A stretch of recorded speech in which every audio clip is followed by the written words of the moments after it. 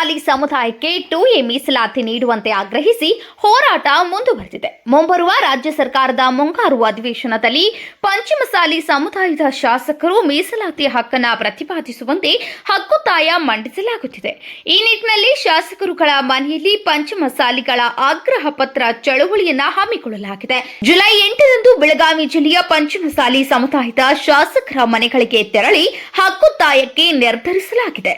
July 8ರಂದು ಸಚಿವೆ ಲಕ್ಷ್ಮೀ ಹೆಬ್ಬಾಳ್ಕರ್, ಶಾಸಕರಾದ ಬಾಬಾ ಸಾಹೇಬ್ ಪಾಟೀಲ್, ಗಣೇಶ್ ಹುಕ್ಕೇರಿ ಹಾಗೂ ರಾಜು ಕಾಗೆಯವರ ಮನೆಗಳಲ್ಲಿ ಪಂಚಮಸಾಲಿ ಆಗ್ರಹ ಪತ್ರ ಚಳವಳಿಯನ್ನ ಹಮ್ಮಿಕೊಳ್ಳಲಾಗಿದೆ.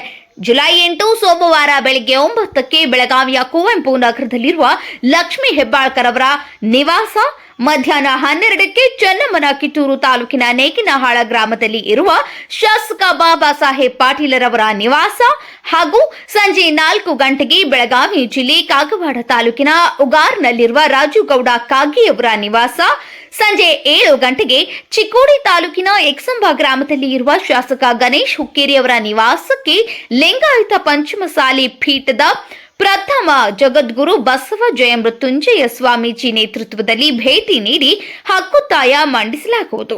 ಬೆಳಗಾವಿ ಜಿಲ್ಲೆಯ ಸಮಾಜ ಬಾಂಧವರು ಸಹಸ್ರಾರು ಸಂಖ್ಯೆಯಲ್ಲಿ ಬನ್ನಿ ಹೋರಾಟದಲ್ಲಿ ಭಾಗವಹಿಸೋಣ, ಶಾಸಕರ ಮನವೊಲಿಸೋಣ, ಸರ್ಕಾರವನ್ನ ಎಚ್ಚರಗೊಳಿಸೋಣ, ಮೀಸಲಾತಿ ಪಡೆಯೋಣ. ಸ್ವಾಗತ ಕೋರುವವರು ಅಧ್ಯಕ್ಷರು ಹಾಗೂ ಪದಾಧಿಕಾರಿಗಳು, ಬೆಳಗಾವಿ ಜಿಲ್ಲಾ ಲಿಂಗಾಯತ ಪಂಚಮಸಾಲಿ ಸಮಾಜ.